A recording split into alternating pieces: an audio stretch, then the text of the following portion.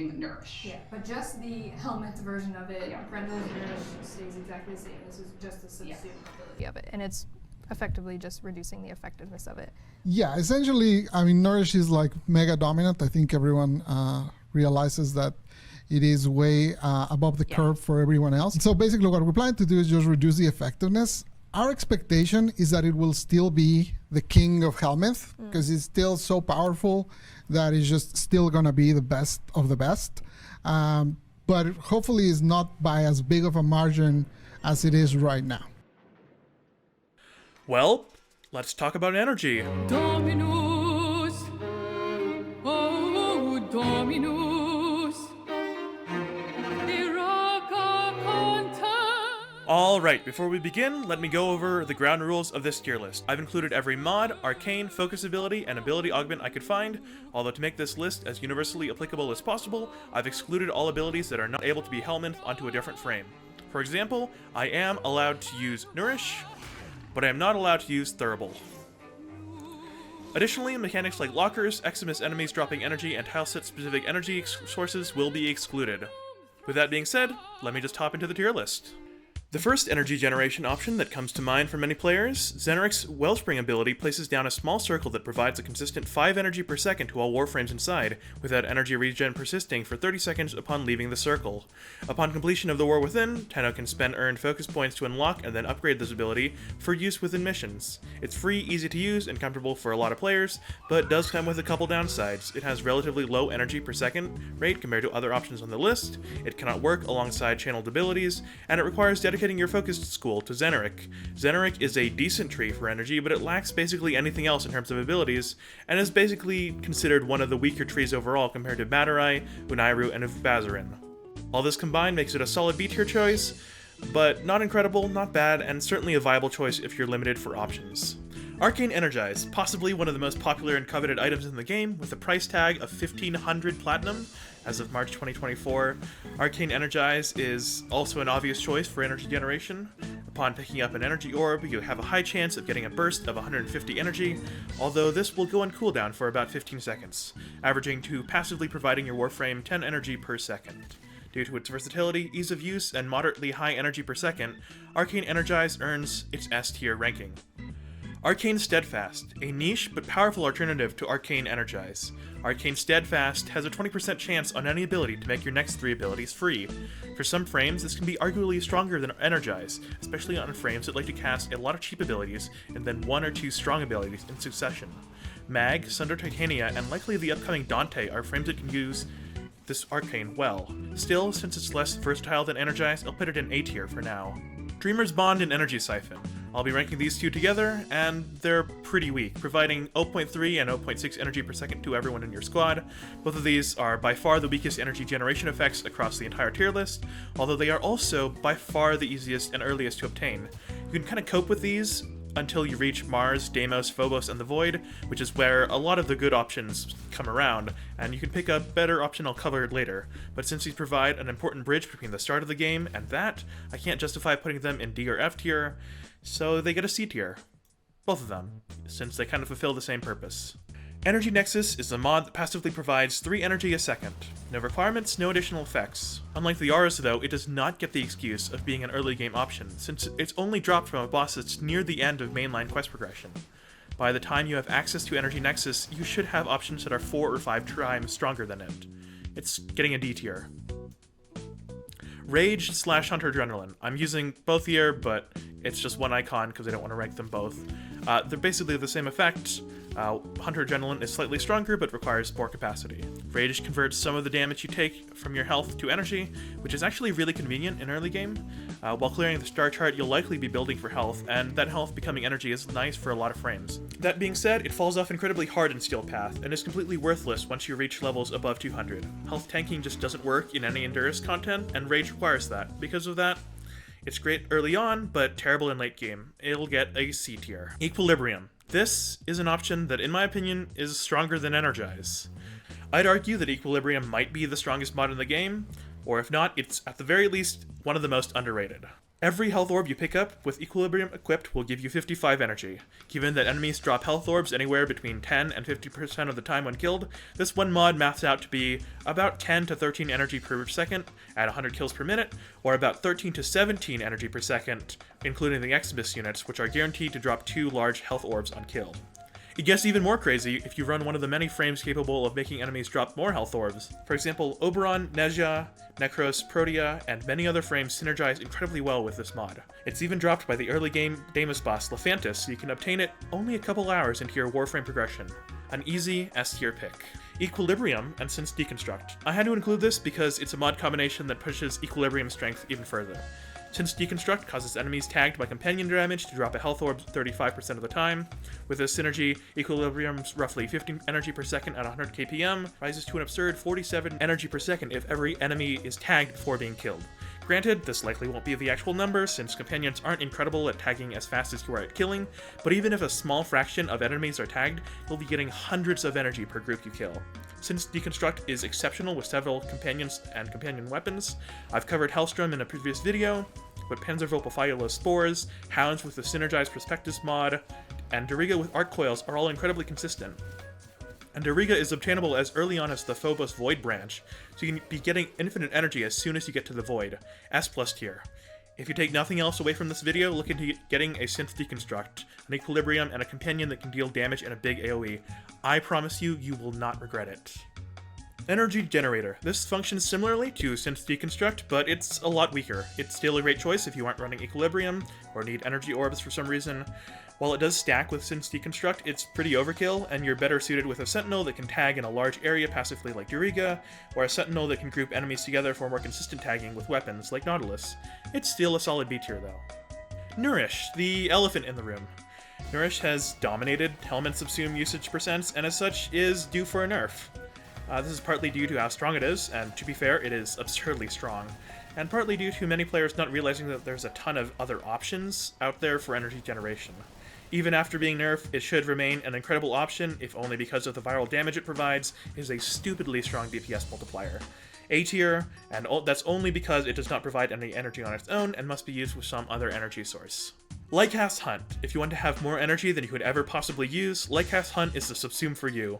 If you get a lot of headshots, Mag works great with this. The subsume will give you an energy orb on half of the kills, and then when combined with Equilibriums, it makes melee kills drop health orbs 50% of the time, resulting in 27.5 energy on average per kill.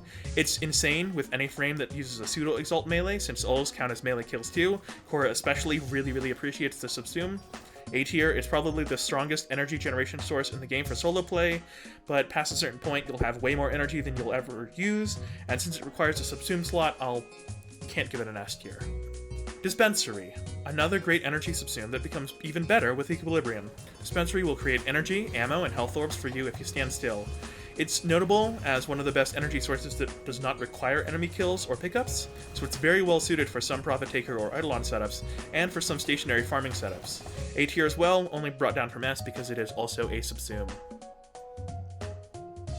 Fractured Blast. A bit harder to use than the previous 3 abilities. Fractured Blast is an ability that damages a cone in front of you, and applies to a debuff that causes all enemies hit to drop energy orbs 10% of the time, and health orbs 25% of the time. But this chance does scale with strength. It's a bit higher APM than a lot of other abilities on this list, but because of that, and its short cast time and unobtrusive upper body animation, it's a viable shield gate option if you don't already have one on your frame. A tier, but it's a little worse than the other options. Spectrosiphon. I've used this mod on my Zephyr for quite a while, and while I understand why many people may suggest this as an energy generation mod, I hate it. I think it's garbage. Not only does it require a subsume and a mod slot, but you also need to spend some energy to get the chance to get some back. Spectre Rage feels like a terribly finicky ability, and since it's a CC that can get destroyed by the enemies it's CCing, you can sometimes cast it and lose the energy without getting any in return. If it works out well though, it's a 50% chance to get an energy orb on kill, which, while great and better than the other options on this list, only provides about 12.5 energy per enemy killed within the AoE. And numerically, that's quite good, but the AoE isn't that big, and I should remind you that since Deconstruct companions, which tags in about a similar sized area without using any energy at all, provide 19.25 energy per kill when used with Equilibrium, which is what you should be using instead of this augment, and then you can use literally any other subsume. D tier, and that's only because it's numerically good. I would give this F if I could. Spellbound Harvest. This suffers similarly to Spectrosiphon, where using a helmet slot and a mod slot to make your energy economy good is really too much to sacrifice, which is why I think that Nourish and Energy Nexus is generally a terrible idea.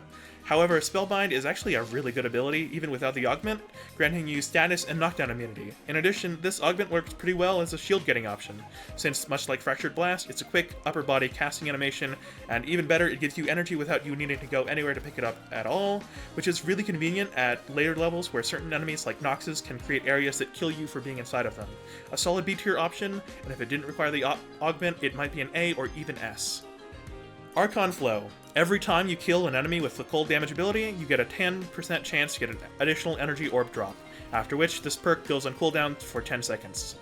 On paper, Archon Flow is a primed flow with an additional 2.5 energy per second. Therefore, one could argue Archon Flow is an upgrade to primed flow, and it is, but only on Ureli, and even then it might only grant you an extra orb once every minute or so.